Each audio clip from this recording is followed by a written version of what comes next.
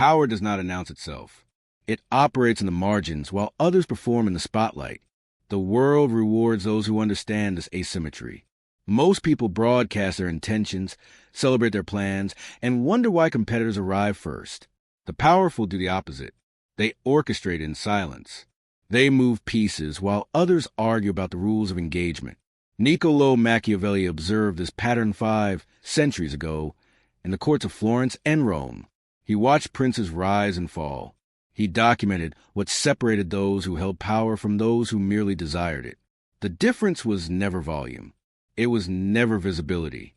It was precise method and timing. You are about to receive 21 laws extracted from the prince, the discourses, and the unwritten codes of Renaissance realpolitik. These are not philosophical reflections. They are precision instruments designed for the ambition-driven who refuse to be outmaneuvered in the arenas that matter: your career, your negotiations, your reputation, your legacy. These laws interlock. Each one amplifies the others. Together they form a complete operating system for influence. Master them, and you stop reacting to the game. You design it. You determine who advances and who remains confused. The choice in front of you is binary. You can remain a piece on the board, moved by forces you do not control, or you can become the hand that moves it. Everything that follows assumes you have already chosen. You have chosen. Now identify where you stand. This framework is built for rising professionals operating in hierarchies where visibility does not equal influence. It is built for founders navigating partnerships where one misstep in negotiation costs equity and control. It is built for strategic thinkers who recognize that corporate politics, client relationships, and competitive arenas reward those who understand leverage over those who understand effort. Most people react to power plays. They defend after the move has already been made. They protest terms that were set weeks earlier in conversations they were not part of. The powerful design power plays. They establish the frame before others recognize the negotiation has begun. Here is what you risk by remaining in the first category. Your reputation becomes a function of how others choose to describe you. Your leverage evaporates because you signal need before you signal value.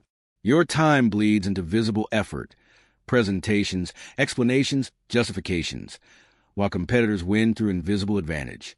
They make one call. You send 12 emails. They shape perception. You manage damage. The transformation promised is total. Internalize these 21 laws, and you shift from participant to architect within 7 days. Not incrementally, structurally. But first you need the foundation, the lens through which every law makes sense. That lens belongs to a man who had everything to lose. Niccolò Machiavelli served as a diplomat for the Florentine Republic. He observed the Borgia family consolidate power through calculated cruelty and strategic mercy. He studied Roman statecraft, comparing the mechanisms that built empires with the mistakes that collapsed them. When the Medici returned to Florence in 1512, Machiavelli lost his position, faced torture, and spent the rest of his life in exile analyzing why some men command history, while others are erased by it. His conclusion became the architecture of modern political psychology. He called it virtù. Most people hear virtue and think moral goodness. Machiavelli meant something else entirely.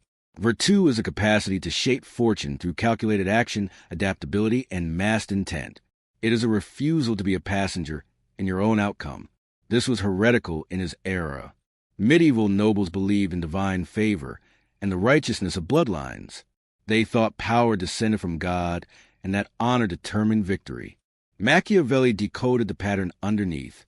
He watched fortune favor those who prepared, deceived, and struck at the correct moment. He watched honorable men lose to pragmatic ones. The contrast defined the Renaissance. Idealism versus empiricism. Faith in providence versus faith in method. The 21 laws you are about to internalize synthesize 5 centuries of field-tested strategy. They are not philosophy. They are an operating system for influence. Machiavelli wrote them in blood and exile. You will apply them in boardrooms, negotiations, and the status wars that determine your next decade. The first 7 govern the most volatile asset you possess. Reputation is the only currency that compounds without your presence. Everything others believe about you continues working long after you leave the room. It opens doors you never knocked on. It closes opportunities you never knew existed. Most people treat reputation as a byproduct of good work. The powerful treat it as the primary work. They manage what others see, what others repeat, and what others assume. Law 1. Never outshine the master. Talent threatens insecure authority. If your superior feels eclipsed, your competence becomes your liability. Make those above you feel effortlessly superior. Let them claim credit in public. Secure your value in private. The amateur seeks recognition in the moment. The strategist manages visibility like a director manages light. Dim yourself beside power until you no longer need its protection. Law 2. Conceal your intentions. Transparency is a gift to competitors. When others know your goals, they can block your path before you take the first step. Reveal enough to appear cooperative. Withhold enough to retain optionality. In client negotiations, this means stating desired outcomes without exposing your walkaway point. In workplace dynamics, it means expressing alignment while building parallel options. Law 3. Control what others see versus what they know. Perception is not reality, but it determines reality's consequences. A product launch succeeds not when the product is flawless, but when the market perceives momentum. A leader gains authority not by knowing everything, but by appearing calm when others panic. You are not managing truth. You are managing attention. Law 4. Use selective honesty to disarm. One unexpected truth earns more trust than 100 careful omissions. Admit a small mistake to conceal a larger strategy. Confess a weakness that does not matter to distract from the one that does. In boardroom dynamics, this looks like acknowledging a delayed timeline while redirecting conversation away from budget overruns. The honesty is real. The frame is yours. Law 5. Manage symbols over substance. Humans process symbols faster than data. A confident posture in a high-stakes meeting often outweighs the content of your argument. The executive who arrives last and speaks least is frequently remembered as a decision-maker. This is not deception. It is understanding that influence flows through perceived status, and status is performed through 1,000 microsignals others cannot articulate but always register. Law 6. Guard your reputation as if it were your only asset, because in the long game, it is one public failure can erase 10 private victories. Defense is not paranoia. It is maintenance. Monitor what is said about you in rooms you are not in. Correct small distortions before they compound. In media presence and public-facing roles, this means responding to misrepresentation immediately and precisely, then moving on without defensiveness. Law 7. Let others do the work, but take the credit strategically. Delegation is leverage, but credit is currency. The leader who shares credit recklessly loses the ability to reward or withhold it. Acknowledge contribution in private. Claim outcome in public when it serves your position. Reverse this only when building loyalty is worth more than immediate status. Historical case study. Cesare Borgia's lieutenant, Ramiro de Orco, pacified the Romagna through brutal enforcement. Once order was restored, Borgia had him executed in the town square. Borgia kept the results. Ramiro paid the cost. You now control how you are seen. Next, you must control who has access. Access is not a gift. It is a negotiation. Most people give their time to anyone who asks with enough urgency. They return messages immediately, attend every meeting, and accommodate every request because they conflate responsiveness with professionalism. Meanwhile, competitors guard their attention, reply on their own schedule, and train others to respect scarcity. The first group trades hours for approval. The second trades scarcity for influence. Law 8.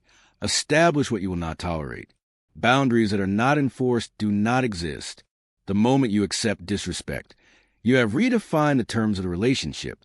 In business partnerships, this means walking away from the first violated term, not the fifth. In client relationships, it means naming scope, creep the first time occurs, and attaching a cost. Silence is permission. Once others learn, you will absorb inconvenience to avoid conflict. Inconvenience becomes your role. Law 9. Make others come to you. When you chase, you signal need. When others come to you, they signal it. The inversion is everything. Stop pursuing meetings.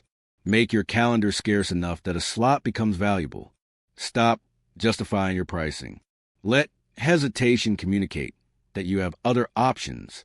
In workplace hierarchies, this means responding to requests for your expertise only after a pause that suggests demand elsewhere. Law 10. Conserve energy through strategic absence. Constant presence breeds familiarity. Familiarity breeds contempt. Absence creates speculation and increases perceived value. The executive who skips non-critical meetings is assumed to be handling higher priorities. The consultant who is difficult to book is assumed to be in demand.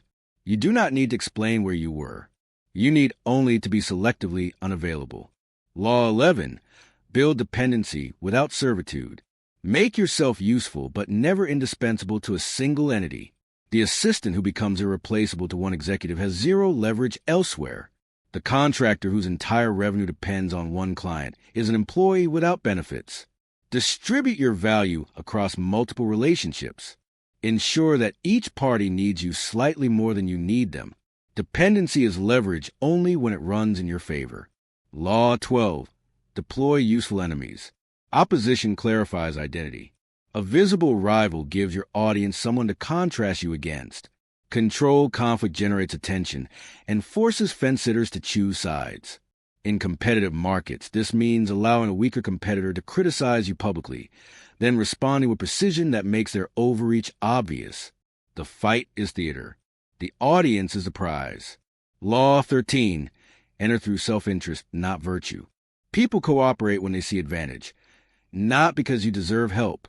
The founder who pitches investors on fairness loses to the founder who pitches returns. The employee who requests a raise based on tenure loses to the one who presents revenue impact. Translate your ask into their win. Make saying yes feel like strategy, not charity. Law 14. Never assume loyalty. Secure it. Loyalty is a function of aligned incentives and repeated demonstration. It degrades the moment the incentive shifts. Monitor relationships for the early signals, delayed responses, reduced eye contact, vague commitments. These are not personality changes.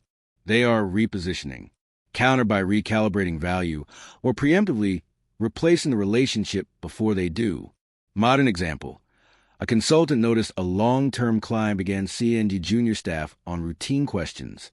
Within 48 hours, he introduced a new term requiring a quarterly retainer or project base rates at 40% higher cost. The client chose a retainer. The boundary reset the frame. Proximity returned. You now control access. What remains is controlling time. Strategy without timing is theory. Timing without strategy is luck. Most people confuse activity with progress. They react to each development as it occurs, pride themselves on agility, and wonder why competitors 3 steps ahead seem to have insider information. They do not. They plan further. Reactive scrambling looks like hustle. Premeditated optionality looks like ease. The difference is not intelligence. It is horizon. Law 15. Plan through the end. Amateurs plan to the goal. Professionals plan past it. Know what happens after you win the contract, after you launch the product, after you take the promotion. Every victory creates new vulnerabilities. Anticipate them. In product launches, this means pre-selling the roadmap for version 2 before version 1 ships. In career pivots, it means securing the next role before announcing departure from the current one. The leader who thinks 1 move ahead wins once. The leader who thinks 3 moves ahead wins permanently. Law 16. Make decisions appear effortless. Effort is evidence of strain. Strain suggests limits. The executive who deliberates publicly appears uncertain. The executive who decides quickly and moves on appears confident. This does not mean recklessness. It means doing analysis in private and presenting conclusions as inevitable. Master sprezzatura. Study carelessness. Let preparation be invisible and outcome feel natural. In leadership presence, this means never saying, "Let me think about it" in the room. Say, "Here is what we will do." Then refine privately if needed. Law 17. Know when to stop. Winning past the point of necessity becomes losing. The negotiator who extracts every concession turns a deal into a grudge. The entrepreneur who scales past operational capacity turns growth into collapse. Overreach is a tax on ambition that discipline refuses to pay. In competitive sabotage, this means landing one decisive blow and withdrawing, not prolonging conflict until retaliation becomes inevitable. Law 18. Avoid the mistakes of the defeated. Study failure more than success. Success has 1,000 parents, and most lessons are retroactive mythology. Failure has patterns. The competitor who burned credibility by overselling. The partnership that collapsed over ambiguous equity splits. The leader who lost authority by reversing decisions publicly. These are blueprints of what to avoid. Catalog them. In reputation attacks, this means noting which responses amplified damage and which responses starved of oxygen. Law 19. Turn crisis into advantage. Chaos creates permission to act in ways stability forbids. The market downturn lets you renegotiate terms that were untouchable 6 months earlier. The public scandal lets you restructure leadership without internal resistance. Do not waste crisis on defense. Use it for reset. The organization that emerges lean from a recession takes market share from the one that emerges intact but unchanged. Law 20. Distinguish reversible moves from irreversible ones. Reversible decisions require speed. Irreversible decisions require certainty. Hiring is reversible in the first 90 days. Equity distribution is irreversible the moment it is signed. In scenario planning, this means testing pricing changes quickly and publicly firing a co-founder never. Know which category you are operating in before you move. Law 21. Act with the assumption you are always visible. Secrets leak. Messages screenshot. Off the record becomes on the record the moment interests misalign. Operate as if everything you say will eventually be quoted in the worst possible context. This is not paranoia. It is pattern recognition. The private message that destroyed a career, the leaked memo that tanked a valuation, the hot mic that ended a campaign. These are not outliers. They are tuition for those who forgot this law. Timing separates brilliant strategy from ruinous overreach. You now have all 21 laws. What remains is installation. Knowledge that is not applied is entertainment. You have a framework. Now deploy it. Within the next 7 days, execute the following. Audit your current visibility. Identify one setting where you are overexposed and one where you are invisible. Recalibrate both. Identify one relationship that requires boundary enforcement. Name the behavior you will no longer tolerate and script the exact sentence you will use when it occurs again. It will occur again. Script one high-stakes conversation using concealment of intent. Know your objective, but do not announce it. Guide the other party to propose what you already decided. Schedule one strategic absence. Cancel or decline one obligation where your presence has become expected. Offer no explanation beyond a calendar conflict. These are not suggestions. They are installations. The passive consumer content bookmarks videos and returns to the same problems. The practitioner treats knowledge as ammunition and fires immediately. You are no longer someone who hopes for leverage. You are someone who engineers it. You do not wait for the board to shift in your favor. You move the pieces. You do not manage perception as an afterthought. You treat it as the foundation. You do not react to power plays. You design them in silence while others announce their plans and lose. Machiavelli wrote for princes who had everything to lose. You are operating in arenas where the stakes are just as real and the consequences just as permanent. Reputation, equity, authority, legacy, these do not rebuild easily. The 21 laws are now yours. Comment the one law you will install this week. No explanation, just a number. Let silence be your signature.